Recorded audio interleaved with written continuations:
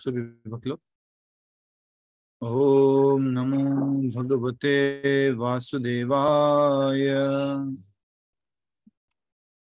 ओम नमो भगवते वासुदेवाय। ओम नमो भगवते वासुदेवाय। मुखं करोति वाचालं पंगुं लंघयते गिरिं यत्कृपातमहं वन्दे श्रीगुरो दीनतारिणं परमानंद माधवं श्रीचैतन्यमीश्वरम्। हरे कृष्णा। सभी भक्तों का स्वागत है Bhagavad Gita chapter 1 to 9 revision series. और आज हम श्लोक संख्या चैप्टर संख्या 5 करने वाले हैं। ठीक है, आदत पड़ी हुई है ना कि श्लोक एक चैप्टर का कौन सा करना है, एक एक श्लोक ही करते थे, अब एक एक चैप्टर कर रहे हैं। तो आज चैप्टर जो है 5वां है हमारा, और इस 5वें अध्याय का नाम है कर्म योग कृष्ण भावनामृत कर्म जी। और संस्कृत में क्या नाम है इसका? कर्म संन्यास योग। कर्म संन्यास योग। Very nice. जल्दी से हम इसको समझने का प्रयास करते हैं कि इसमें कितने भाग हैं और एक एक भाग में क्या क्या बताया गया है। ठीक है, कृपया करके आप सभी लोगों से निवेदन है कि इसके भागों के बारे में आप समझिए। सबसे पहले टोटल कितने श्लोक इस 5वें अध्याय में? 29 श्लोक है, छोटा अध्याय है। आज हम अच्छे से पूरा कर पाएंगे। और अब हम इसको आपको चैप्टर का डिवीजन बता देते हैं। तो अध्याय 5, और अध्याय 5 में टोटल भाग जो है वो 4 भाग है। तो श्लोक संख्या 1 से 6 पहला भाग है, लिख लीजिए। श्लोक संख्या 1 से 6 पहला भाग है और उसका नाम है कर्म योगा इज बेस्ट। हिंदी में होगा उत्तम कर्म योग। उत्तम कर्म योग। दूसरा भाग है श्लोक संख्या 7 से 12। इंग्लिश में नाम है प्रोसेस ऑफ कर्म योगा। हिंदी में कहेंगे कर्म योग का तरीका। कर्म योग का तरीका, विधि। प्रभु जी विधि। Very nice, good word, very nice, thank you. कर्म योग की विधि, प्रोसेस ऑफ कर्म योगा। ठीक है, थर्ड नंबर पर है सेक्शन, वो है 13 से 16। 13 से 16 और उसका नाम रहेगा soul, super soul and nature. आत्मा, परमात्मा तथा प्रकृति। इसी तरह का 13वां अध्याय का भी नाम है, आत्मा, परमात्मा तथा प्रकृति। और लास्ट भाग है श्लोक संख्या 17 से 29। श्लोक संख्या 17 से 29 और उसका नाम है सुपर सोल मेडिटेशन। हिंदी में कहेंगे परमात्मा ध्यान। परमात्मा ध्यान। सबने लिख लिया? क्लियर है? यस, ठीक है, बता दिया करो आप। तो पहला सेक्शन हम करने जा रहे हैं 1 से 6, और आप सभी से रिक्वेस्ट है कि अच्छे से समझिए इस सेक्शन को। पहला सेक्शन 1 से 6, दूसरा 7 से 12, तीसरा 13 से 16 और चौथा 17 से 29। तो पहला 1 से 6। सबसे पहले अर्जुन जो है प्रश्न पूछ रहे हैं। भगवान की सब बातों को सुनने के बाद अलग अलग प्रकार के चौथे अध्याय में अर्जुन ने जब यज्ञों के बारे में समझा, तब अब अर्जुन जो है ये प्रश्न पूछ रहे हैं। और चौथे अध्याय का नाम था ज्ञान योग। अब ज्ञान तो बहुत हो गया है, ज्ञान के साथ में अब क्या होना चाहिए? Practical application. तो अब भगवान श्री कृष्ण से अर्जुन जो है प्रश्न पूछ रहे हैं। क्या प्रश्न है देखिए। अर्जुन वाच संन्यासम कर्मणाम कृष्ण पुनर्योगम च संशि यच्छ्रेय एतयोर एकम तन्मे ब्रूहीषु निश्चितम। अर्जुन ने कहा, हे कृष्ण, पहले आप मुझसे कर्म त्यागने के लिए कहते हैं और फिर भक्ति पूर्वक कर्म करने का आदेश देते हैं। क्या आप अब कृपा करके निश्चित रूप से मुझे बताएंगे कि इन दोनों में से कौन अधिक लाभप्रद है? तो ये प्रश्न वैसा ही है जैसा कि तीसरे अध्याय में पूछा था अर्जुन ने, कि पहले तो आपने मुझे बुद्धि योग के बारे में बताया और अब आप मुझे जो है सकाम कर्म में लगा रहे हैं, तो इन दोनों में क्या श्रेष्ठ है बताइए। उसी प्रकार से अब अर्जुन भी पूछ रहे हैं इस 5वें अध्याय में, वो ये है कि पहले आप मुझसे कर्म त्यागने के लिए कहते हैं, कर्म को त्यागो अर्थात संन्यास, और फिर भक्ति पूर्वक कर्म करने का आदेश देते हैं। कर्म को करो, भगवान श्री कृष्ण से जोड़कर भक्ति करो। ठीक है, क्या आप अब कृपा करके निश्चित रूप से मुझे बताएंगे कि इन दोनों में से कौन अधिक लाभप्रद है, इन दोनों में से बढ़िया क्या है, अच्छा क्या है, क्या किया जाए। जैसे हम भी कहीं पर जाते हैं कुछ खरीदने वगैरह, तो हमारे मन में भी ऐसा ही प्रश्न आता है, चलो मैंने तो देख लिया दोनों ही अच्छा लग रहा है, अब आप बता दो जी कि इन दोनों में से कौन सा अच्छा। तो भगवान श्री कृष्ण से अर्जुन ने प्रश्न पूछा कि संन्यास या हम जो है भक्ति पूर्वक कर्म करें, कृष्ण भावनामृत में कर्म करें, ऐसा प्रश्न अर्जुन ने भगवान कृष्ण से पूछा। अब भगवान कृष्ण उत्तर देने जा रहे हैं। श्री भगवान वाच संन्यासः कर्म योगश्च निश्चय करावुभौ तेयोस्तु कर्म संन्यास कर्म योगो विशिष्यते। श्री भगवान ने उत्तर दिया, मुक्ति के लिए तो कर्म का परित्याग तथा भक्ति में कर्म दोनों ही उत्तम हैं। भगवान कृष्ण बता रहे हैं कि मुक्ति अगर चाहिए किसी को तो कर्मों का त्याग करके, कर्म त्याग करेंगे तो उसका कोई भौतिक फल नहीं आएगा, और दोनों ही उत्तम है, किंतु दोनों में से कर्म के परित्याग से भक्ति युक्त कर्म श्रेष्ठ है। भक्ति में कर्म और कर्म का त्याग, कुछ समझ में आ रहा है आप दोनों को, सबको? कर्म त्याग मतलब कर्म करना ही छोड़ दे, जो अर्जुन कह रहा था। अर्जुन क्या कह रहा था? मैं सब कुछ छोड़ के चला जाता हूं, कहां पर? जंगल में, फॉरेस्ट में, राइट। और यहां पर जो है फिर दूसरा जो अर्जुन का मत है और अर्जुन का प्रश्न है वो ये, क्या भक्तिमय कर्म जो होता है, कृष्ण भावनामृत में जो कर्म होता है, क्या वो कर्म करें हम? दोनों में क्या श्रेष्ठ है? तो भगवान साफ साफ बता रहे हैं कि मैं कर्म श्रेष्ठ है। इस बात को हमने तीसरे अध्याय में भी समझ लिया था। क्या बोला था वहां पर? कि हमें कर्म त्यागना नहीं है, हमें कर्म को जोड़ना है, कृष्ण से जोड़ करके करना। यही बात यहाँ पर भगवान श्री कृष्ण ने उत्तर दिया है। अब हम आगे इसको समझने का प्रयास कर रहे हैं। श्लोक संख्या 3 समझिए। जो पुरुष न तो कर्म फलों से घृणा करता है और न कर्म फल की इच्छा करता है, वह नित्य सन्यासी कहा जाता है।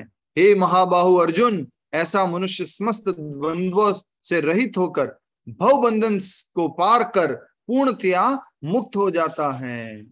बहुत सुंदर बात बताई गई है। तो क्या कहा जा रहा है कि यो न द्वेष्टि न कांक्षति, द्वेष्टि मतलब द्वेष करता है, कांक्षति मतलब इच्छा करता है। तो ये हमने पिछले अध्याय में भी पढ़ा था। भगवान वही बात यहाँ पर कह रहे हैं। तीसरे अध्याय की बहुत सारी बातें यहाँ पर आ रही हैं। तो भगवान ने कहा कि जो पुरुष न तो कर्म फलों से क्या करता है, घृणा करता है, कि कर्म फल आए हैं, अपने जो कर्म किया उसको कोई फल आया है तो उससे घृणा नहीं करता है। दूसरा, और न कर्म फल की इच्छा करता है, किसी भी प्रकार से फल भुगतने की, फल को भोगने की इच्छा करता है, वह नित्य सन्यासी कहा जाता है। मतलब सीधा सीधा अर्थ क्या हुआ? नित्य सन्यासी किसे कहेंगे? फास्ट उत्तर दीजिए। नित्य सन्यासी किसे कहेंगे? जो द्वंद्वता में नहीं फंसता है प्रभु जी। ठीक है, और कोई? फंसने को क्या बोलते हैं? हम पहले भी समझ चुके हैं। फंसने को क्या बोलते हैं? जल्दी। आसक्ति। तो जो न तो कर्म के फल से आसक्त होता है, न ही कर्म न करने से आसक्त होता है, तो ऐसे व्यक्ति के लिए कहा जा रहा है कि वो जो है सन्यासी है। हे महाबाहु अर्जुन, ऐसा मनुष्य समस्त द्वंद्वों से रहित होकर भव बंधन को पार कर पूर्णतया मुक्त हो जाता है। द्वंद्वों से रहित होकर। द्वंद्व क्या क्या है? लाभ, हानि, और क्या क्या होता है? बताओ जल्दी। सफलता, सुख दुख, मान अपमान, जय पराजय, जी जय पराजय, ये सब क्या है? द्वंद्व है। तो उन द्वंद्वों से रहित होकर भव बंधन को पार कर पूर्णतया मुक्त हो जाता है। तो मुक्त होने के लिए हमें क्या होना होगा? खुद से पहले मुक्त होना होगा। भगवान तो मुक्त करेंगे, और उससे पहले हमें क्या करना है? खुद से ही मुक्त होना है। अर्थात हमें आसक्ति को छोड़ना होगा, हमें लिबरेट होना होगा। हमें जो है, जो अपने को अच्छी लगती है वस्तु है या जो अच्छी नहीं लगती है वस्तु है, उनके प्रति हमें कुछ घृणा भाव, जो अच्छी नहीं लगती है उनके प्रति घृणा भाव नहीं रखना है, और जो अच्छी लगती है उसको भोगने की इच्छा नहीं रखनी है। ठीक है। श्लोक संख्या 4। अज्ञानी ही भक्ति कर्मयोग को भौतिक जगत के विश्लेषणात्मक अध्ययन सांख्य से भिन्न कहते हैं। जो वस्तुतः ज्ञानी है भांति अनुसरण करता है, वह दोनों के फल प्राप्त कर लेता है। तो बुद्धिमान व्यक्ति के बारे में बताया जा रहा है, इंटेलिजेंट पर्सन कौन होता है, जो इन दोनों में भेद नहीं करता है। किसमें? कर्म योग। कर्म योग क्या है जल्दी बताओ अंशुमान जी, फास्ट। कर्म योग क्या है? अपने नियत कर्म करना। यस, गड़बड़ कर दिया। कर्म योग क्या है? ये प्रभु जी नियत कर्मों को कृष्ण से जोड़कर करना। यस, अपने नियत कर्मों को कृष्ण से जोड़कर करना, ये क्या है? कर्म योग है। और दूसरा क्या था? कर्म को करना ही नहीं, कर्म त्याग देना। कुछ समझ में आ रहा है? इन दोनों का पर्पस क्या था? वो सोच रहा था कि कर्म त्यागूंगा तो कोई फल नहीं आएगा और इस प्रकार से मुझे बंधन नहीं लगेगा। पर भगवान बता रहे कि तुम अगर भक्ति में कर्म करोगे तो भी बंधन तो नहीं आने वाला है, बंधन तो नहीं लगेगा। जब अकर्म करोगे तो बंधन नहीं लगेगा। तो इसलिए भगवान ने कहा इन दोनों में से श्रेष्ठ कौन सा है? भक्ति में कर्म है। और अब भगवान बता रहे हैं कि इन दोनों मार्गों का अगर अनुसरण करेगा कोई व्यक्ति तो वो मुक्त हो सकता है, और ऐसा व्यक्ति ज्ञानी कहलाता है, और दोनों का फल एक ही होता है। बट इसको समझेंगे कि आगे जाके भगवान बताएंगे दोनों में श्रेष्ठ क्या है, दोनों में और अच्छा क्या है, वो भगवान बताएंगे आगे जाके। ठीक है, अच्छे से समझिए। आप में से कोई बता सकता है दोनों में श्रेष्ठ क्या है? भगवान ने पिछले श्लोक में बता दिया वैसे तो। क्या श्रेष्ठ है? आसक्ति रहित कर्म। जल्दी बताओ। कर्म योग। कृष्ण भावनामृत में कर्म करना, कृष्ण से जोड़कर कर्म करना, ये कर्म योग है। तो ये कर्म योग जो है वो करने के लिए भगवान कृष्ण कह रहे हैं। अब यहाँ पर कहा जा रहा है कि वह दोनों का फल प्राप्त करता है। इसका हम एग्जाम्पल समझे थे, किसी को याद है क्या एग्जाम्पल है? एक तो है भौतिक जगत का विश्लेषणात्मक अध्ययन, और दूसरा है कर्म योग भक्ति। अब ये बताइए ये क्या क्या है, कोई बता सकता है? पहला वाला क्या है? कर्म योग। दूसरा वाला क्या है? ज्ञान योग। सांख्य योग क्या है? ज्ञान योग। सांख्य डिटेल स्टडी है, तो उस डिटेल स्टडी में और कर्म योग में वो कह रहे हैं कि ज्ञानी व्यक्ति को फर्क नहीं लगता। क्यों? क्योंकि वो स्टडी करने के बाद करेगा क्या? उसको उस कार्य में लगेगा। इसलिए कहा जा रहा है कि ज्ञानी वे कहते हैं, वस्तुतः ज्ञानी हैं वे कहते हैं कि जो इनमें से किसी एक मार्ग का भली भांति अनुसरण करता है वह दोनों का फल प्राप्त कर लेता। पर भगवान आगे बताएंगे इन दोनों में श्रेष्ठ क्या है। ठीक है, पहले कंपैरिजन किसका था? कर्म त्याग और कर्म योग। ठीक है, और अब किसका कंपैरिजन है? अब कंपैरिजन है कर्म योग और सांख्य योग, विश्लेषणात्मक अध्ययन। तो इसके लिए मैंने क्या एग्जांपल दिया था, कौन बताएगा आप में से? जल्दी बताओ। क्लास में पहले जब क्लास की थी हमने,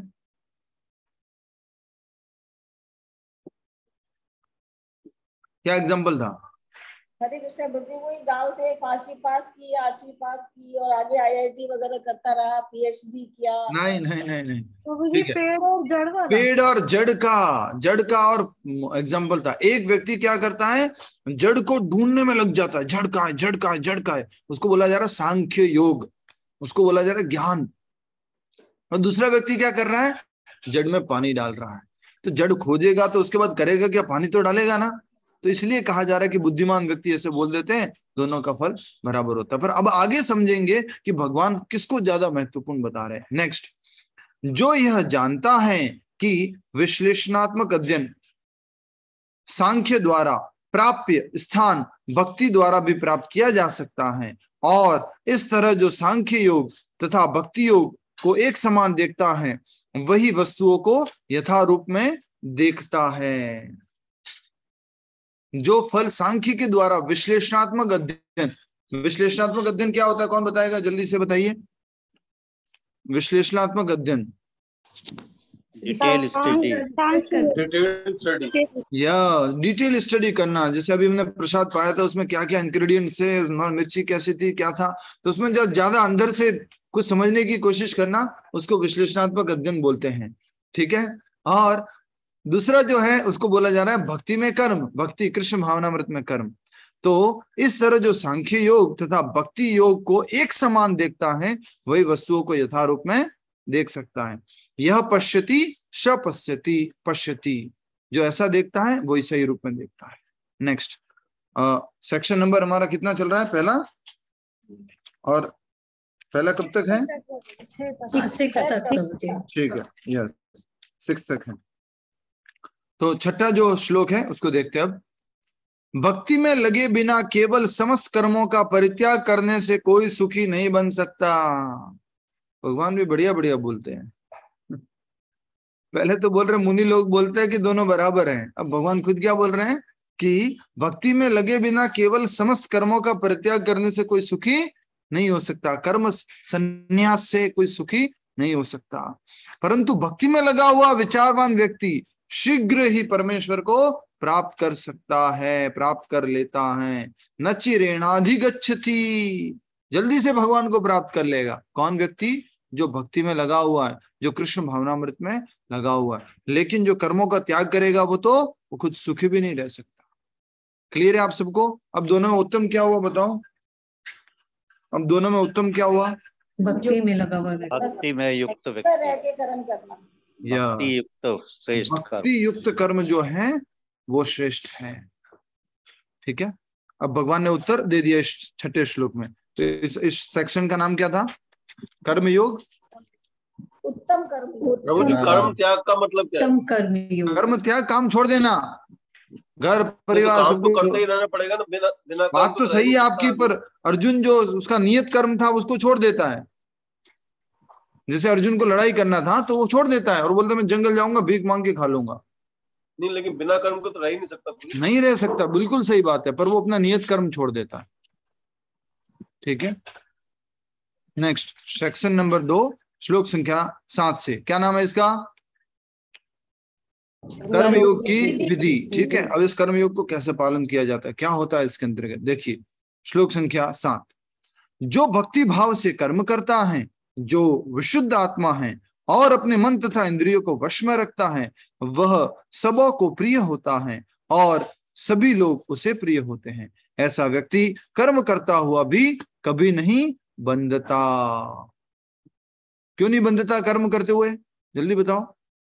क्योंकि वो अकर्म कर रहा है, अकर्म में कोई बंधन नहीं है। यस, भक्ति भाव से, जो व्यक्ति भक्ति भाव से कृष्ण को केंद्र में रखकर कृष्ण के आनंद के लिए, कृष्ण की तुष्टि के लिए जो कर्म करता है, वो विशुद्ध आत्मा है, प्योर सोल है और अपने मन तथा इंद्रियों को वश में रखता है, वह सबों को प्रिय होता है। ऐसा व्यक्ति बहुत प्रिय है। हम सब लोग प्रिय बनना चाहते हैं, तो भगवान यहाँ फॉर्मूला दे रहे हैं कि ऐसा व्यक्ति बहुत प्रिय जो भक्ति भाव से कार्य करता है और जिसका मन, जो उसका आत्मा है, वो शुद्ध हो चुका है और मन तथा इंद्रियों को वश में करता है, सभी लोग उसे प्रिय होते हैं। और ऐसा व्यक्ति कर्म करता हुआ कभी बंधता नहीं है, क्योंकि वो सारे कर्म किसके लिए करते हैं? अपने भोग के लिए करते हैं, अपनी इंद्रियों की तुष्टि के लिए करते हैं, इसलिए उसको कभी भी कोई कर्म बंधन नहीं लगता। नहीं प्रभु जी, भगवान के लिए कृष्ण की करते हैं। तुष्टि, प्रसन्नता के लिए करते हैं। आप सुन रहे हैं क्या? ओके, मैंने समझा मौसम अच्छा हो रहा, नींद आ रही होगी। नहीं। हरे कृष्णा। ओके, श्लोक संख्या 8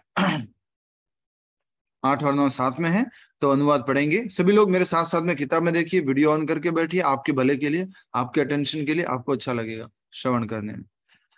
श्लोक संख्या 8 और 9। दिव्य भावनामृत युक्त पुरुष कहते हैं, देखते हैं, सुनते, देखते, सुनते, स्पर्श करते, सूंघते, खाते, चलते फिरते, सोते तथा श्वास लेते हुए भी अपने अंतर में सदैव यही जानता रहता है कि वास्तव में वह कुछ भी नहीं करता।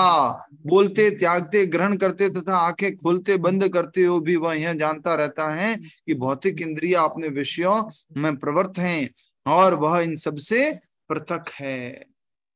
तो एक तो होता है इंद्रिया और दूसरा क्या होता है? इंद्रिय विषय। तो यहां बताया जा रहा है। और इंद्रिया भी कितनी तरह की होती है? इंद्रिया जो है टोटल जो है 51 तरह की इंद्रिया होती है, 51 टाइप्स की, राइट? 5 ज्ञान इंद्रियां होती है प्रभु जी। 5 होती है। 10 प्रभु जी। इंद्रियों के प्रकार कितने कितने होते हैं? कौन कौन सी इंद्रिया होती है? आँख, कान, नाक, मुंह। तो एक तो ज्ञान इंद्रिया है और एक कर्म इंद्रिया है। तो पहला जो बताया जा रहा है, देखते, सुनते, स्पर्श करते, सूंघते, खाते, तो ये सब क्या हो गया? ज्ञान इंद्रिया। चलते फिरते, सोते, श्वास लेते हुए अपने अंतर में सदैव यही जानता रहता है कि वास्तव में वह कुछ नहीं कर रहा है। बोलते, त्यागते, ग्रहण करते, आंखें खोलते बंद करते हुए वह यह जानता रहता है कि कि भौतिक इंद्रिय अपने विषयों के में प्रवृत्त है और वह इन सब से पृथक है। इंद्रिय विषयों में लगी हुई है, ठीक है, और वो इनसे अलग है। वो कौन है? आत्मा। आत्मा इनसे विरक्त है, ये बताया जा रहा है। बहुत इंपॉर्टेंट, बहुत अच्छी सुंदर बात यहाँ पर बताई जा रही है, ठीक है। तो हम आत्मा जो है इस शरीर से अलग हैं, मन से भी अलग है। हमेशा याद रखेंगे, हम मन भी नहीं है, हम इंद्रिया भी नहीं है, हम शरीर भी नहीं है, हम बुद्धि भी नहीं है, हम अहंकार भी नहीं है। हम तो क्या है? शुद्ध आत्मा, भगवान के अंश, सच्चिदानंद, और जीवेर स्वरूप है नित्य कृष्ण दास। हम भगवान के नित्य शाश्वत अंश हैं।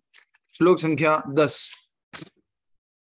जो व्यक्ति कर्म फलों को परमेश्वर को समर्पित करके आसक्ति रहित होकर अपना कर्म करता है, वह पाप कर्मों से उसी प्रकार अप्रभावित रहता है जिस प्रकार कमल पत्र से अस्पर्श रहता है, जल से अस्पर्श रहता है। पद्म पत्र इवाम्भसा मतलब क्या है? पद्म, पद्म मतलब क्या होता है? क्या नाम है आपका? रेणु सत्यन महाजन, आप बता पाएंगे? रेणु सत्यन महाजन, बताइए ये क्या होता है? पद्म पत्र क्या होता है? कोशिश कीजिए। नहीं मालूम, अभी तो अनुवाद पढ़ा था, ठीक है, कौन बताएगा? कमल का फूल। तो कमल का फूल कहाँ रहता है? जल में रहता है, और जल में रहते हुए भी वो अस्पर्श रहता है, उसके ऊपर एक बूंद भी जो है रहती नहीं है। कमल दल जल जीवन तलमल, कमल के दल पर जैसे जल रहता है वो कभी भी गिर जाता है, वो उसके ऊपर रहता ही नहीं। वैसे ही यहाँ पर कहा जा रहा है कि जो व्यक्ति कर्म फलों को परमेश्वर को समर्पित करके आसक्ति रहित होकर अपना कर्म करता है, वह पाप कर्मों से उसी प्रकार अप्रभावित रहता है जिस प्रकार कमल पत्र जल से अस्पर्श रहता है। तो उस व्यक्ति को कभी भी पाप छूते नहीं है। किस व्यक्ति को पाप नहीं छूते हैं? माइक टेस्टिंग, यस, किस व्यक्ति को? कर्म करता है, जो सबसे पहले इसको कभी नहीं भूलना, अपने कर्म फलों को भगवान को समर्पण करता है और आसक्ति रहित कर्म करता है, उस व्यक्ति को कभी भी पाप कर्म स्पर्श नहीं करते।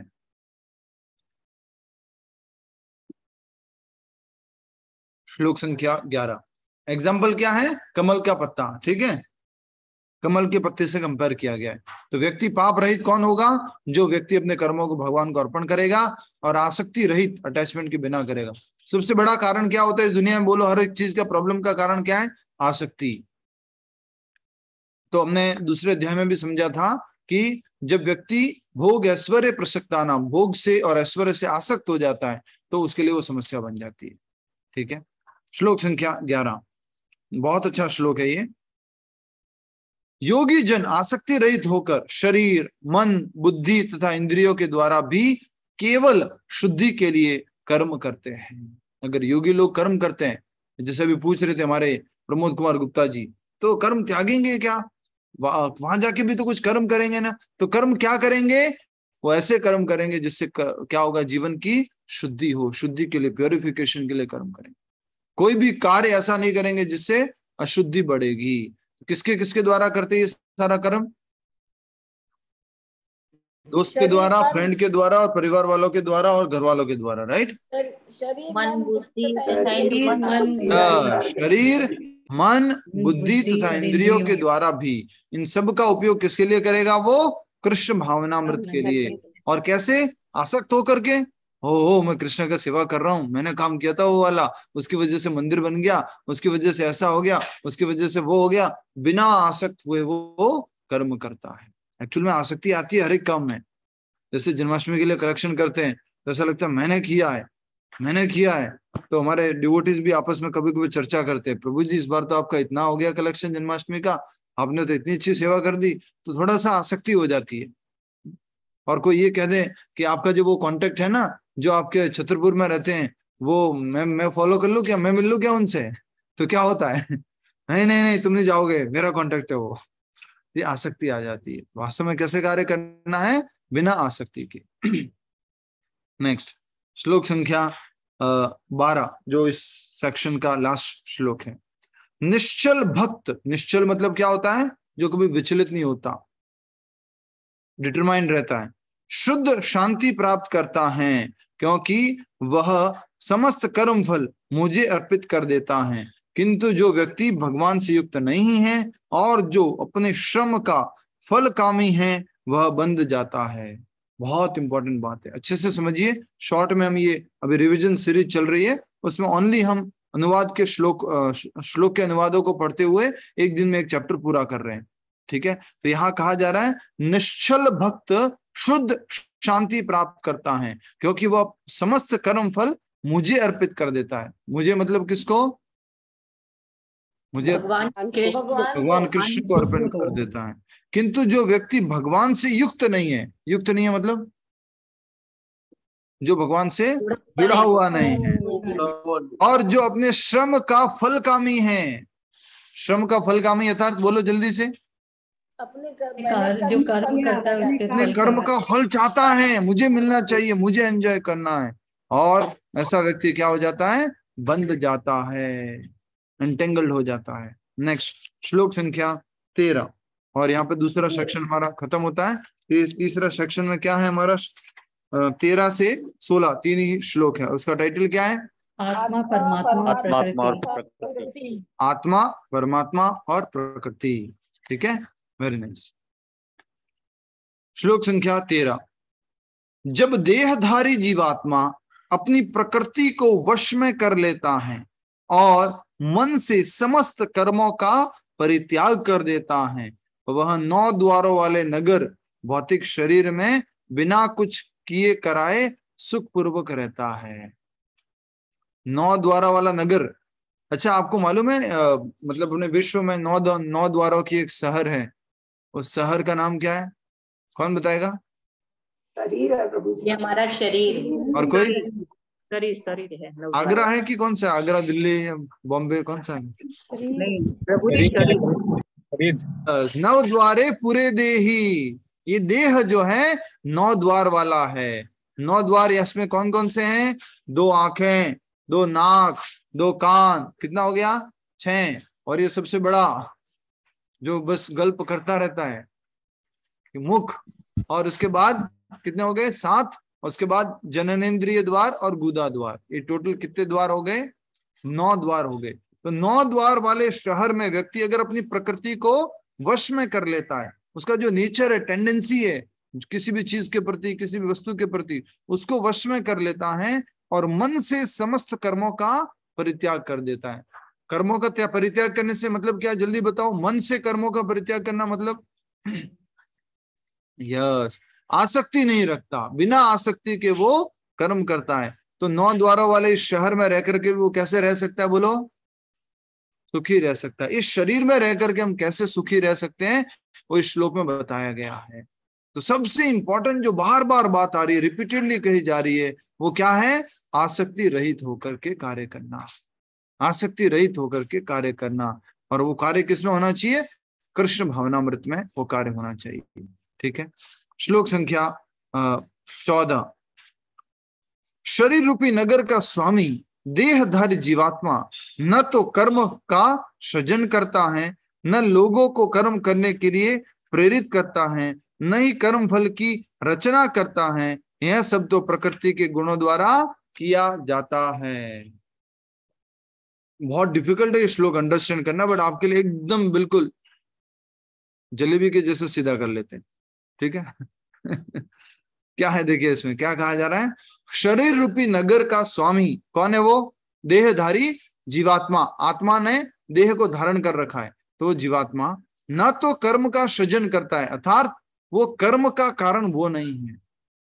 वो अगर कुछ इच्छा भी करता है अभी इस समय में, देह धारण करके रखा है, तो उसका कारण क्या है? सत्वगुण, रजोगुण और तमोगुण का प्रभाव। समझ में आ रहा है स्वाति जी? अभी भी हम कुछ भी इच्छा कर रहे हैं, मुझे खाना है, मुझे देखना है, मुझे सुनना है, मुझे कुछ करना है, ये सब क्या इच्छा है? आत्मा की इच्छा नहीं है, ये देह की इच्छा है। और वो देह की इच्छा क्यों प्रकट हो रही है? जब वो ये समझ लेता है कि मैं ये शरीर हूं। और वो कब आती है इच्छा ऐसी? जब तीनों गुणों का प्रभाव होता है, सत्वगुण, रजोगुण, तमोगुण। क्लियर अंशुमान जी? पहला। दूसरा, न लोगों को कर्म करने के लिए प्रेरित करता है। जीवात्मा किसी को कर्म करने के लिए प्रेरित नहीं करता है। अगर कभी प्रेरित करता हुआ दिखता है व्यक्ति, तो वो कौन प्रेरित कर रहा है?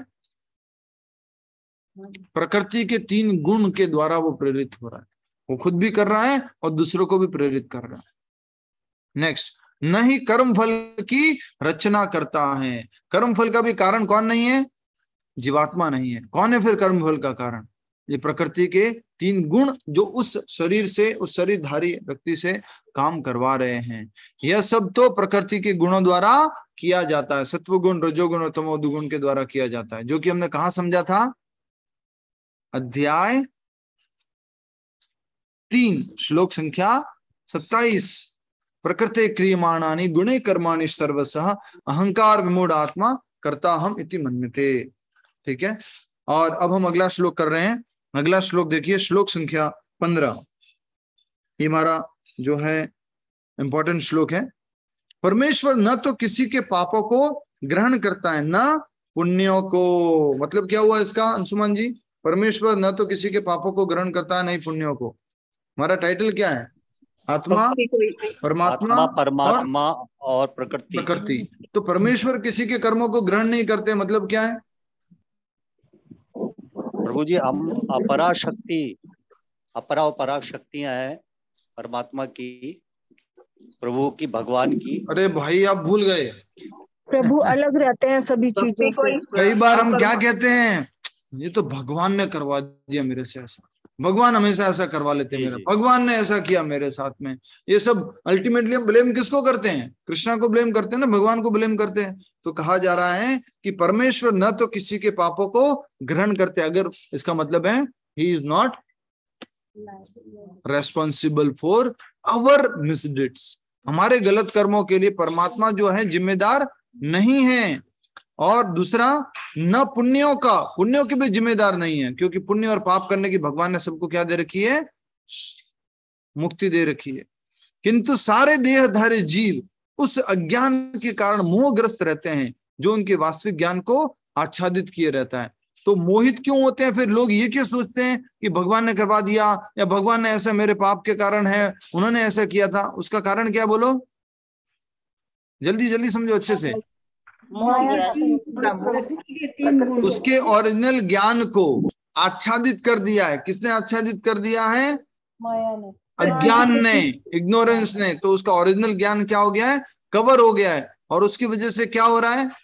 उसकी वजह से वो मोहग्रस्त हो गया है। भूल गए आप लोग? क्या करते हो ऐसे मत करो प्लीज। 4th चैप्टर में हमने क्या समझा था? 4th चैप्टर में हमने समझा था कि गुरु की शरण जाएंगे तो क्या होगा? बोलो, गुरु की शरण जाने से क्या होगा? अंधकार दूर होगा, ज्ञान दूर होगा। कि गुरु जी आपके घर पे आके लाइट लगाएंगे? अज्ञान दूर होगा। अज्ञान दूर होगा। तो अज्ञान से क्या होगा? ज्ञान प्राप्त करने से क्या होगा? मोह दूर होगा। सबसे पहला मोह दूर होगा।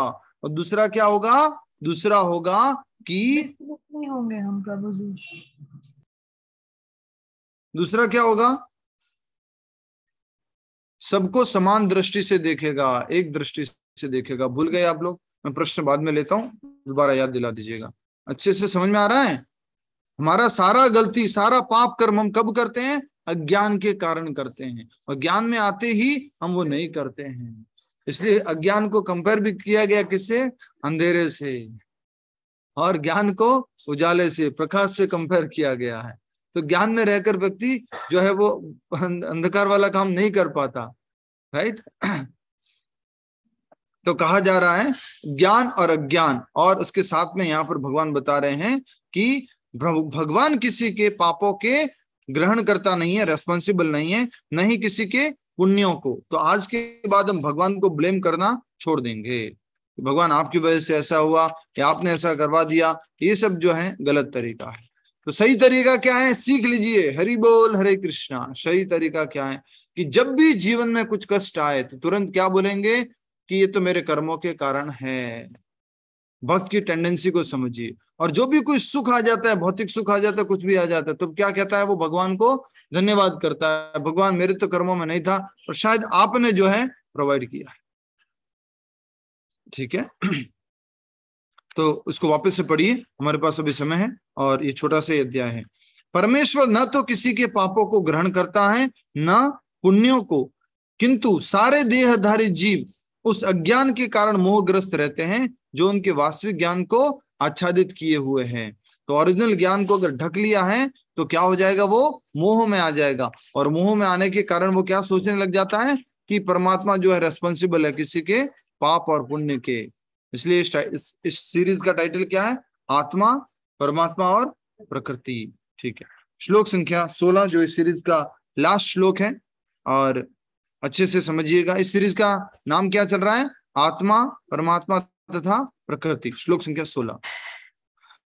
किंतु जब कोई उस ज्ञान से प्रबुद्ध होता है जिससे अविद्या का विनाश होता है, तो जब भी किसी को ज्ञान मिल जाएगा, प्रमाणिक गुरु से जब ज्ञान मिल जाएगा तो उसकी अविद्या का नाश हो जाएगा, उसकी अविद्या खत्म हो जाएगी, उसका इग्नोरेंस, उसका अंधकार जो है चला जाएगा। तो उसके ज्ञान से सब कुछ उसी तरह प्रकट हो जाता है जैसे दिन में सूर्य से सारी वस्तुएं प्रकाशित हो जाती है। सूर्य आते ही सब कुछ मालूम पड़ने लग जाता है। क्या मालूम पड़ता है कि ये है, राइट। लाइट का फायदा ही तो ये होता है। प्रभुपाद जी बोलते हैं हमारी इंद्रियां इतनी अपूर्ण है कि अगर लाइट नहीं है तो हम अपनी आंखों को, हाथों को, पैरों को नहीं देख सकते, किसी को नहीं देख सकते, राइट। अब अगर लाइट नहीं है, प्रकाश नहीं है तो, पर भगवान का प्रकाश है, सूर्य का प्रकाश है, तो हम सब कुछ देख सकते हैं। तो ज्ञान से हम क्या देख पाएंगे कि वास्तव में जो दिव्य ज्ञान है उसके द्वारा हम देख पाएंगे कि सब कुछ भगवान की प्रकृति है, सब जीव भगवान के अंश हैं, और ये भगवान की प्रकृति भगवान के निर्देशन में काम कर रही है। पूरा का पूरा उसका अज्ञान नष्ट हो जाएगा, और उसके ज्ञान से सब कुछ वैसे ही प्रकट होगा जैसे सूर्य के प्रकाश से सब कुछ प्रकट होता है। उसका एग्जाम्पल क्या बताइए, जल्दी से कोई बताइए। सूर्य के प्रकाश से प्रकट होने वाला एग्जाम्पल क्या लागू होगा इसमें? अज्ञान में हम कुछ किसको क्या समझ बैठते हैं? प्रभु जी आपने बताया था कि जैसे इस समय गीता की क्लास हो रही है जो कि एक प्रकाश के रूप में है और अंधेरा दूर हो रहा है। ठीक है, वेरी नाइस। और कोई उदाहरण, डे टू डे लाइफ का उदाहरण पूछा था हमने। प्रभु अंधेरे में रस्सी को सांप रस्सी को अंधेरे में सांप, राइट। अज्ञान में हम अंधेरे रस्सी को जो सांप समझ बैठते हैं, उसी तरह से अज्ञान में हम कुछ मोहग्रस्त होकर के गलत कर्मों को कुछ सही कर्म मान बैठते हैं, और फिर हम वो से कर्म कर बैठते हैं और उसको फिर भुगतने लग जाते हैं, भुगतना पड़ता है। ठीक है, नेक्स्ट श्लोक संख्या 17, सेक्शन नंबर 4। ठीक है, सेक्शन नंबर 4, और इसमें श्लोक बहुत कम ही है, 29 ही है, तो अपने लगभग 12 श्लोक हैं इसमें। सबसे बड़ा सेक्शन है। ठीक है, तो हम अच्छे से समझ लेते हैं, अपने पास समय है। और इस सेक्शन का नाम क्या है? परमात्मा ध्यान। परमात्मा ध्यान, परमेश्वर का ध्यान। देखिए अच्छे से समझते हैं क्यों सब बताया जा रहा है, इसका कारण क्या? क्योंकि हमें कर्म योग करना है, और कर्म योग का उसका क्या है?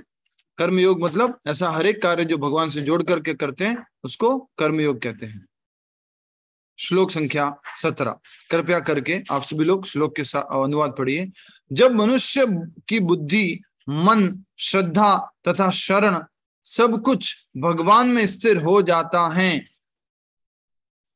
तभी वह पूर्ण ज्ञान द्वारा समस्त कल्मश से शुद्ध होता है और मुक्ति के पथ पर अग्रसर होता है। बहुत इंपॉर्टेंट बात बताइए कि मुक्ति के पथ पर अग्रसर होता है कौन? अग्रसर मतलब क्या होता है? आगे बढ़ना। मुक्ति के पथ पर आगे बढ़ता है कौन? आगे बढ़ता है जो व्यक्ति बुद्धि, मन, श्रद्धा तथा शरण सब कुछ भगवान में स्थिर हो जाते हैं। Very very important. हमारी श्रद्धा कहां पर स्थिर हो रखी है? किसी भौतिक कामों में, भोजन में, कपड़ों में नहीं प्रभु जी, अभी भागवत सुनने में, चाय में राइट। चाय में बहुत श्रद्धा अटक जाती है। चाय में तो कहा जा रहा है कि मनुष्य की जो बुद्धि, श्रद्धा और शरण सब कुछ भगवान में स्थिर हो जाते हैं, तभी वह पूर्ण ज्ञान द्वारा समस्त कल्मश से शुद्ध होता है। देखिए, ज्ञान से किसके द्वारा शुद्ध होंगे? ज्ञान से समस्त कल्मशों से, समस्त गंदगी से हम प्योर हो जाएंगे, शुद्ध हो जाएंगे ज्ञान के द्वारा, शुद्ध ज्ञान से, दिव्य ज्ञान से, और मुक्ति के पथ पर अग्रसर होता है। तो इस लाइन को अच्छे से समझाइए विभा जैन माता जी, ये जो अनुवाद है उसको अच्छे से बताइए, क्या है इसका मतलब? अगर आपका ध्यान यहाँ था तो बता पाएंगे। यस, हरे कृष्णा प्रभु, ध्यान तो यही है प्रभु, कैसे समझो? मत समझाइए आप। अंशुमान जी बताइए क्या समझ में आया जल्दी से। हरे कृष्णा प्रभु जी। हरे कृष्णा प्रभु जी, इसमें श्लोक में बताया गया है कि जब मनुष्य की बुद्धि, मन, श्रद्धा तथा शरण सब कुछ भगवान में स्थिर हो जाते हैं, तभी वह पूर्ण ज्ञान द्वारा समस्त कल्मश से शुद्ध हो जाता है। धन्यवाद आपका, आपने इस बात का ये ज्ञान हो जाता है कि मैं शरीर नहीं हूँ, मैं भगवान का अंश हूँ और सारे जीव भगवान के अंश हैं। बहुत सुंदर, ये तो बहुत इंपॉर्टेंट बात है कि सब कोई भगवान के अंश हैं और ये मैं शरीर नहीं हूं, मैं आत्मा हूं। बट सबसे इंपॉर्टेंट मैं जो बात समझाने के लिए पूछ रहा हूं ना, वो ये है कि मुक्ति के मार्ग पर आगे कौन बढ़ता है, मुक्ति के मार्ग पर अग्रसर कौन होता है। तो पीछे से श्लोक को लीजिए, मुक्ति के मार्ग पर अग्रसर कौन होता है? जो शुद्ध हो जाता है। किससे शुद्ध हो जाता है? कल्मश से शुद्ध हो जाता है। कल्मश से शुद्ध कैसे होगा? ज्ञान के द्वारा शुद्ध होगा। ज्ञान कैसे प्राप्त करेगा? जब वो मन को, बुद्धि को, श्रद्धा को, इंद्रियों को, सबको और सबको भगवान में लगाएगा, तब वो जो है ज्ञान को, दिव्य ज्ञान को प्राप्त करेगा और वो कल्मशों से शुद्ध हो जाएगा और वो फिर कल्मश से शुद्ध होने के कारण मुक्ति के मार्ग पर अग्रसर होगा। अच्छे से समझिए, हरि बोल। पहले हम शुद्ध थे, फिर क्या बन गए? महाशुद्ध, और फिर अब क्या बन रहे? धीरे धीरे शुद्ध बन रहे हैं।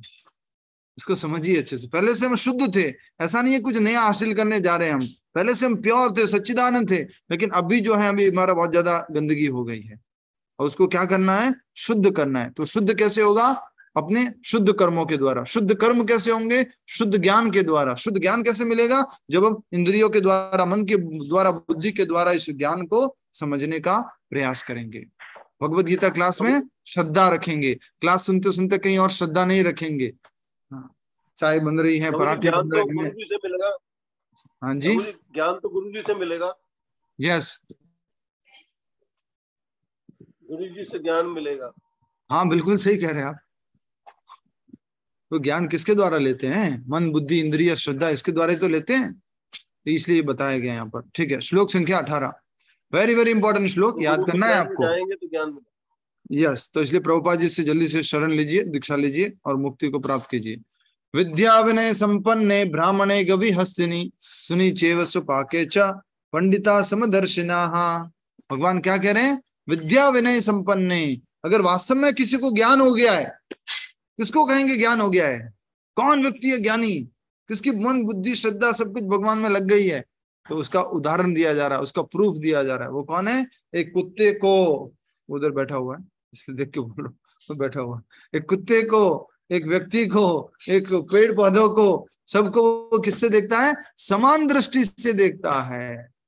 यहाँ पर साफ साफ उदाहरण है, विद्या विनय संपन्ने ब्राह्मण। पर ऐसा नहीं है कि आप शरीर के स्तर पर भेद ना करो उनसे। कुत्ता आजा, मेरे कुत्ते, प्यारे प्यारे कुत्ते आजा, वो वाला नहीं करना है। या फिर टाइगर है, उसको बोलो कि यार कोई भेद नहीं है मेरे और तेरे में, मैं तो ज्ञान में स्थित हो गया, आ जाओ, गले लग जाओ। सांप को भी बोलो वेलकम सर, आपको दूध पिलाते आइए, वो वाला भेद नहीं। यहाँ भेद की कौन सी बात हो रही है? कौन सी समानता की बात हो रही है? आत्मा के स्तर पर समानता की बात हो रही है। सब भगवान के अंश हैं, इस स्तर की बात हो रही है। तो ये श्लोक हमेशा याद रखेंगे कि जिसको ज्ञान हो गया है, जो जिसका मन, बुद्धि, श्रद्धा सब कुछ भगवान में स्थित हो गई है, वो ज्ञानी पुरुष जो है किस प्रकार से सबको समान दृष्टि से देखता है। उसका लक्षण क्या है उस ज्ञानी पुरुष का? तो बताया जा रहा है, विनम्र साधु पुरुष अपने वास्तविक ज्ञान के कारण एक विद्वान तथा विनीत ब्राह्मण, गाय, हाथी, कुत्ता तथा चांडाल को समान दृष्टि, समान भाव से देखते हैं। किस किस को? साधु पुरुष जो है किसको देखता है? एक ब्राह्मण को, गाय को, हाथी को, कुत्ते को, चांडाल को, इन सबको समान दृष्टि से देखता है। हम समान दृष्टि से देख सकते हैं क्या? अभी नहीं देख सकते, लेकिन जब ज्ञान में पूर्ण तरह स्थित हो जाएगा तब आप भी ऐसे कह पाओगे, ये भी भगवान का अंश है, ये भी भगवान का अंश है, ये भी भगवान का अंश है, ये क्या मेरा बिगाड़ लेगा? अभी नहीं कह सकते, अभी पूर्ण ज्ञान में स्थित नहीं। कुछ लोग नाटक करते हैं पहले ही एडवांस स्टेज का, अभी कुछ स्थिति है नहीं, पहले से ही ऐसी बड़ी बड़ी बातें करते हैं। ठीक है, श्लोक संख्या 19 जिनके मन एकत्व तथा समता में स्थित है, उन्होंने जन्म तथा मृत्यु के बंधनों को पहले ही जीत लिया है, वे ब्रह्म के समान निर्दोष हैं और सदा ही ब्रह्म में स्थित रहते हैं। अच्छा, एकत्व क्या था जल्दी बताओ, पहले बता चुका हूं मैं। एकत्व जल्दी बताओ, एकत्व क्या है? भेदभाव नहीं करना। यस, और कोई? एकाकार, आत्मा स्तर पर सब है। एकाकार कभी नहीं होता है, आत्मा और परमात्मा एकाकार कभी नहीं होता है। ठीक है, आध्यात्मिक समानता, आध्यात्मिक समानता, बिल्कुल सही कहा। तो कहा जा रहा है जिनके मन एकत्व और समता में स्थित है। समता मतलब कि वो ऊंच नीच, भेदभाव, मान अपमान से डिस्टर्ब नहीं होते, लाभ हानि से डिस्टर्ब नहीं होते, तो जो सबको समान दृष्टि से देखते हैं और समता में स्थित होते हैं, उन्होंने जन्म तथा मृत्यु के बंधनों को पहले ही जीत लिया है। जीते जी उसने जन्म और मृत्यु के बंधन को जीत लिया। ऐसे व्यक्ति को क्या बोलते हैं? जीते जी जिसने जन्म और मृत्यु के बंधन को जीत लिया है, जीवन मुक्त, या जीवन मुक्तश्च उच्यते। यह अस्य हरेर्दास्य कर्मणा मनसा गिरा निखिलास्वस्थासु, ऐसे करके बताया जा रहा है कि वो जीवन मुक्त कहा जाता है। जीवन मुक्तश्च उच्यते, जो जीते जी जो है जन्म मृत्यु के चक्र से वो मुक्त हो जाता है। किस कारण से? जब वो अपने कर्म को, अपने इंद्रियों को, अपने मन को भगवान की सेवा में लगा देता है। इसलिए कहा जा रहा है एकत्व क्या बताया? एकत्व का क्या? सबको समान दृष्टि से देखना, एकत्व, एक तत्व के रूप में सबको देखना। ठीक है, हरे कृष्ण। आगे बढ़िए। जिनके, उसी श्लोक को वापस पढ़ रहे हैं। जिनके मन एकत्व तथा समता में स्थित हैं, उन्होंने जन्म तथा मृत्यु दोनों के बंधनों को पहले से जीत लिया है, वे ब्रह्म के समान निर्दोष हैं और सदा ब्रह्म में ही स्थित रहते हैं। श्लोक संख्या, ब्रह्म के समान निर्दोष है। ब्रह्म के समान निर्दोष है मतलब, जल्दी बताओ, ब्रह्म के समान निर्दोष मतलब परमात्मा के जैसे, भगवान के जैसे निर्दोष है, प्योर है। और दूसरा बात क्या बोला है? सदा ब्रह्म में ही स्थित रहते हैं। हमेशा किसमें स्थित रहते हैं? आध्यात्मिकता में स्थित रहते हैं, ब्रह्म में स्थित रहते हैं। ठीक है, हरे कृष्ण। नेक्स्ट श्लोक संख्या 20। जो न तो प्रिय वस्तु को पाकर हर्षित होता है, न ही अप्रिय को पाकर विचलित होता है, जो स्थिर बुद्धि हैं, जो मोह रहित हैं और भगवत विद्या को जानने वाला है, वह पहले ही ब्रह्म में स्थित रहता है। Very very important. ये सब ऐसा लग रहा होगा ना आपको, पहले भी पढ़ चुके हैं, शुरुआत के अध्याय में हमने इसको पढ़ा हुआ है, दूसरे अध्याय में, तीसरे अध्याय में हमने पढ़ा है, ऐसा याद आ रहा है आपको? इसी तरह की बात कही गई थी। क्या कहा जा रहा है? कि जो न प्रिय वस्तु को पाकर हर्षित होता है और न अप्रिय को पाकर विचलित होता है, जो स्थिर बुद्धि है, जो मोह रहित है और जो भगवत विद्या को जानने वाला है, भगवान को जानने वाला है, भगवान के प्रति जो विद्या है, कृष्ण भावनामृत है, उसको जानने वाला है। तो उसके लिए कहा जा रहा है, सबसे पहला, जो प्रिय वस्तु को पाकर हर्षित नहीं होता, यो न हृष्यति न द्वेष्यति, जो कि दूसरे अध्याय में था, उसी तरह की बात यहाँ पर कही जा रही है इस अध्याय में, 5वें अध्याय में। तो क्या मतलब हुआ? हर्षित वस्तु पा करके क्या बोलते हैं, प्रिय वस्तु को पाकर हर्षित नहीं होता, इसका मतलब क्या हुआ? मुक्ता माता जी जल्दी बताओ। प्रिय वस्तु को पाकर हर्षित नहीं होता, इसका मतलब क्या? जो चीज पसंद की है वो मिल भी जाए तो बहुत ज्यादा प्रसन्न नहीं होता। हाँ, तो बोले हाँ बस यही चाहिए और इससे खुशी होती है सब कुछ।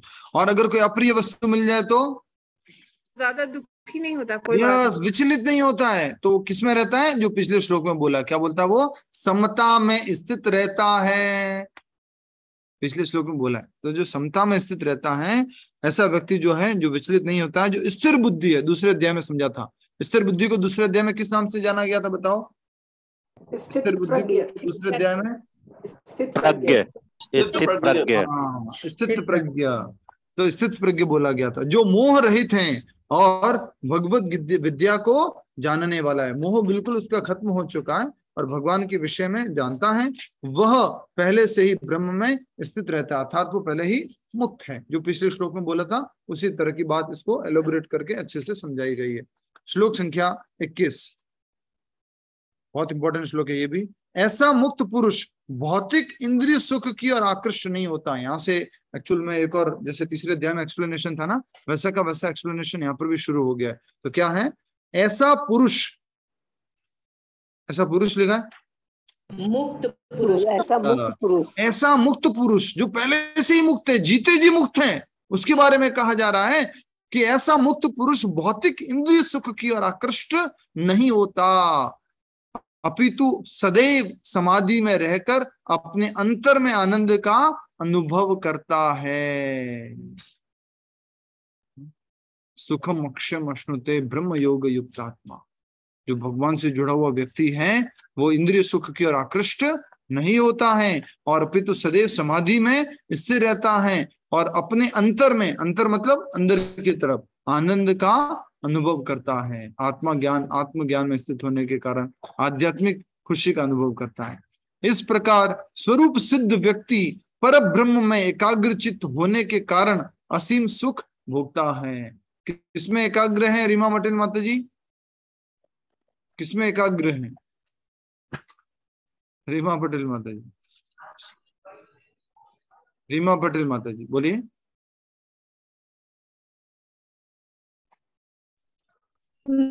बताओ प्रभु जी। जी बताइए। अपने अंदर के परमात्मा में, तो अंतर में आनंद का अनुभव करता है। इस प्रकार स्वरूप सिद्ध व्यक्ति पर ब्रह्म में एकाग्रचित्त होने के कारण। और पर ब्रह्म किसके सागर है? बोलो जल्दी से। पर ब्रह्म किसके सागर है? दूध के सागर हैं। दूध, जलेबी और गुलाब जामुन के सागर है। आनंद के सागर हैं। आनंद के सागर है। इसलिए जब हम भगवान से जुड़ेंगे, पर ब्रह्म से जुड़ेंगे, तो क्या असीम सुख का आनंद होगा, असीम सुख मिलेगा। ठीक है। श्लोक संख्या 22। एहि संस्पर्शजा भोगा दुख योनय एवते आद्यंतवंत कौन्तेय न तेषु रमते बुधः। वेरी इंपॉर्टेंट श्लोक आ गया। एहि संस्पर्शजा भोगा। स्पर्श में बहुत क्या आता है? आनंद आता है, टेस्ट आता है, रस आता है। लेकिन यही स्पर्श बाद में किसके योनि बन जाता है?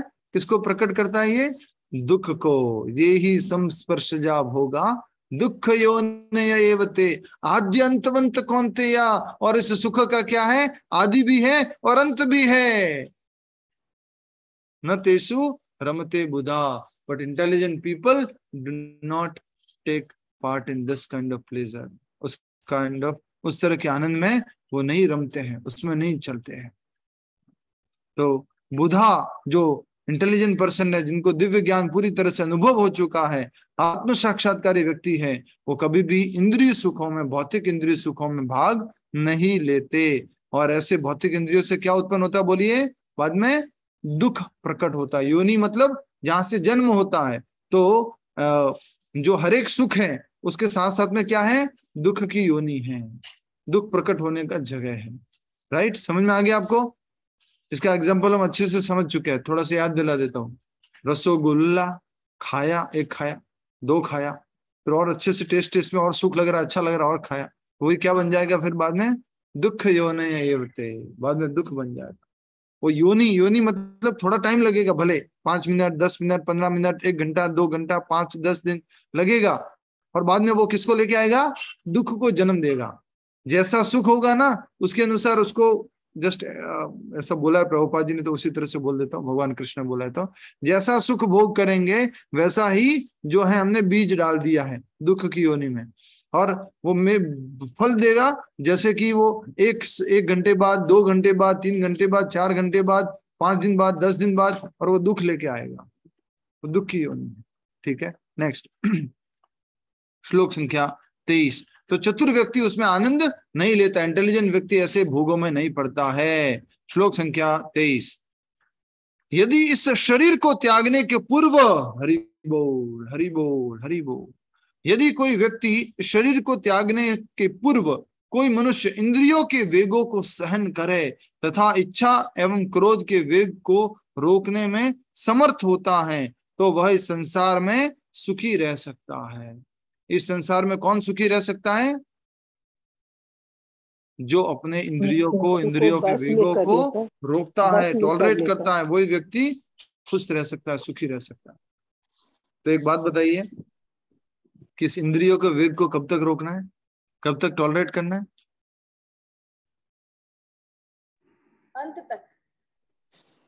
क्या लिखा है? शक्नोति यह एव शोढुम प्राक शरीर विमोक्षणा। इस शरीर को त्यागने तक हमें इसको क्या करना है? Tolerate tolerate tolerate tolerate tolerate tolerate, सब कुछ क्या करना है? टॉलरेट करना है। उसी टॉलरेट को कंट्रोल बोला जाता है। तो कहा जा रहा है यदि इस शरीर को त्यागने के पूर्व कोई मनुष्य इंद्रियों के वेगों को सहन करने तथा इच्छा तथा क्रोध के वेग को रोकने में समर्थ होता है तो वह इस संसार में सुखी रह सकता है। तो सुखी योगी है कि भोगी है? जल्दी बताओ। सुखी योगी है। सुखी कौन है? गोस्वामी। नेक्स्ट लेवल का बता दिया। गोस्वामी जो अपनी इंद्रियों को, अपने मन को जो नियंत्रित करके रखता। उपदेशामृत का प्रभु जी पहला श्लोक। एक्चुअली में होता क्या है ना, अभी तो हमारी ट्रेनिंग ऐसे हुई है, हमें ऐसा लगता है भोग करेंगे तो ज्यादा एंजॉयमेंट मिलेगा, ज्यादा खुश मिलेगा। एक्चुअल में control is directly proportionate to happiness, ऐसा है। लेकिन अभी ऐसा लगता है कि और ज्यादा एवरीडे और ऐसा करके हम सोचते हैं खाएंगे पिएंगे मजे करेंगे तो हमें जो है बहुत सुख का अनुभव होगा, ऐसा मेरे दिमाग में बैठा हुआ है। बट एक्चुअल में यहाँ भगवान बता रहे हैं कि जो उसको नियंत्रित करता है, कंट्रोल करता है, वो सुखी रह सकता है। ठीक है। श्लोक संख्या 24, 25, 26 और 27 इस प्रकार से अध्याय पूरा हो जाएगा। और फिर 28 भी और 29 भी है। ठीक है। श्लोक संख्या 24, जो अंतःकरण में सुख का अनुभव करता है, जो कर्मठ है, कर्मठ मतलब काम करता रहता है, ऐसा नहीं कि अंतःकरण में सुख अनुभव रहता है बैठा रहता है, नहीं, कार्य भी करता रहता है। आश्रम किसके लिए होता है? विश्राम के लिए। बोलो बोलो, आश्रम किसके लिए होता है? कुछ कर्म करने के लिए, उसको ठीक परिश्रम के लिए। हाँ, श्रम के लिए, कर्म के लिए। आश्रम परिश्रम के लिए होता है। ठीक है। ऐसा नहीं कि आश्रम में है तो बस पड़े रहो, सुबह उठ गए मंगला आरती कर ली, दर्शनारती कर ली, उसको आराम से सो जाओ, नहीं। तो कहा जा रहा है जो अंतःकरण में सुख का अनुभव करता है और जो कर्मठ है, अंतःकरण में ही रमण करता है। और हम का रमण करते हैं? हम यहाँ लिखा यो अंतः अंतरः रामा, और हम किधर रामा है? बोलो, रामा मतलब विचरण करने वाला। हम कहाँ रमण करते हैं?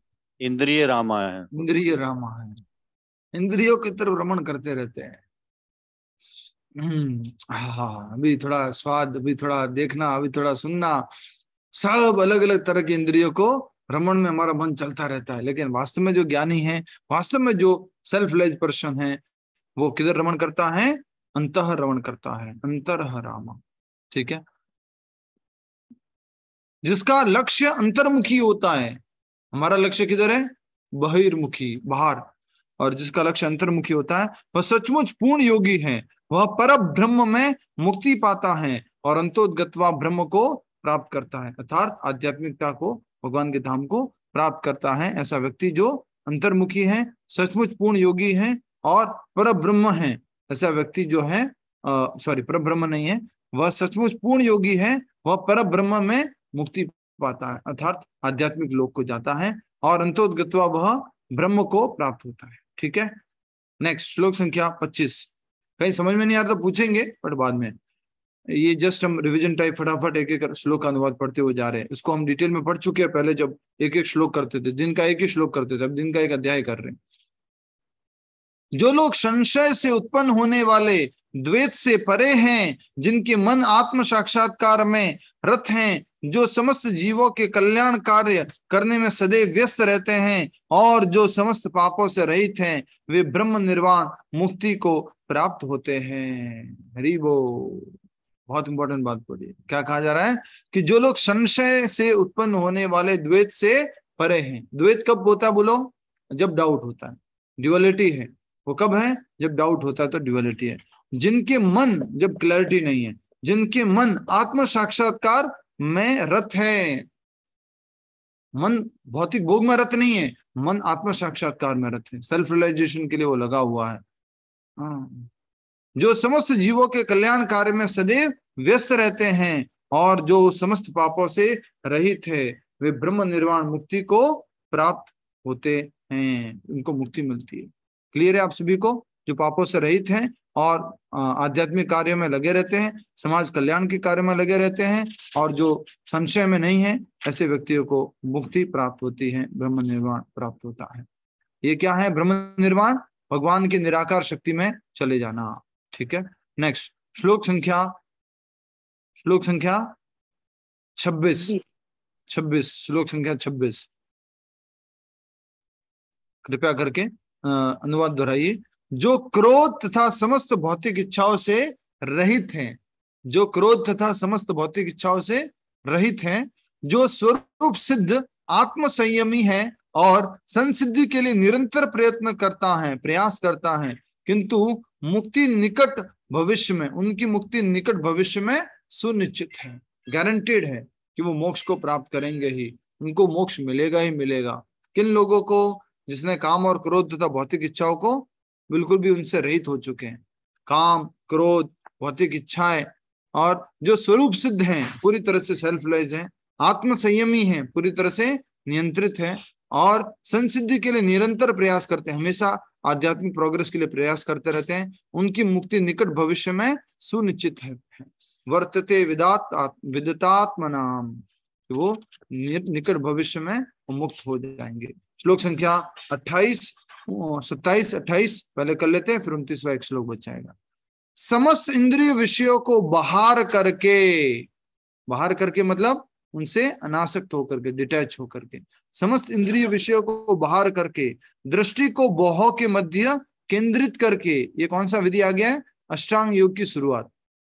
तो समस्त इंद्रिय विषयों को बाहर करके मतलब उनसे दूर रह करके, ठीक है, इंद्रिय विषयों में न लग करके, दृष्टि को बाहों के मध्य केंद्रित करके, प्राण तथा अपान वायु को नथुनों के भीतर रोक करके, प्राण मतलब अपान मतलब उन दोनों को नथुनों के बीच में, नाक में रोक करके, और इस तरह मन, इंद्रियों तथा बुद्धि को वश में करके जो मोक्ष को लक्ष्य बनाता है, वह योगी इच्छा, भय तथा क्रोध से रहित हो जाता है। जो निरंतर इस अवस्था में रहता है वह अवश्य ही मुक्ति पाता है। जो हमेशा इस स्थिति में रहता है वो मुक्ति को जरूर प्राप्त करता है। ये अष्टांग योग की विधि यहाँ पर बताई गई है। Last and very very very important श्लोक, श्लोक संख्या 29। भोक्ताराम यज्ञ तपसाम सर्वलोक महेश्वरम सुहृदम सर्वभूतानाम ज्ञात्वा माम शांति मृच्छति। वेरी इंपॉर्टेंट है ये, 5वें अध्याय का अंतिम श्लोक है। तो इसमें भगवान बता रहे हैं कि वास्तविक शांति को व्यक्ति कैसे प्राप्त कर सकता है। जब वो अपने आप को भोक्ता नहीं मानेगा, जब वो अपने आप को कर्ता नहीं मानेगा, जब वो अपने आप को सबका हितैषी नहीं मानेगा, तब जो है वो वास्तविक शांति को प्राप्त कर सकता है। तो क्या कहा जा रहा है? जो मुझे समस्त यज्ञों का तथा तपस्याओं का परम भोक्ता, यज्ञ और तपस्याओं का भोक्ता कौन है? भगवान कृष्ण। मुझे समस्त लोकों तथा देवताओं का परमेश्वर, लोक और देवता, जितने भी लोक है ब्रह्मांड में, उन सभी लोकों के और देवताओं को, सर्व लोक महेश्वरम, सारे लोकों और देवताओं के परमेश्वर, एवं समस्त जीवों का उपकारी, सूरदम सर्वभूता नाम, सारे जीवों का उपकारी, हितैषी जानकर एवं हितैषी जानकर मेरे भावनामृत से पूर्ण पुरुष भौतिक दुखों से शांति लाभ कर सकता है। सारे के सारे भौतिक दुखों से मुक्त हो जाएगा और भगवान के द्वारा बताए गए इससे परम मार्ग को वो पालन करेगा। समस्त जीवों के लिए वो भगवान श्री कृष्ण को जानेगा। क्या क्या बोला गया इसको? 3 पॉइंट पीस फॉर्मूला।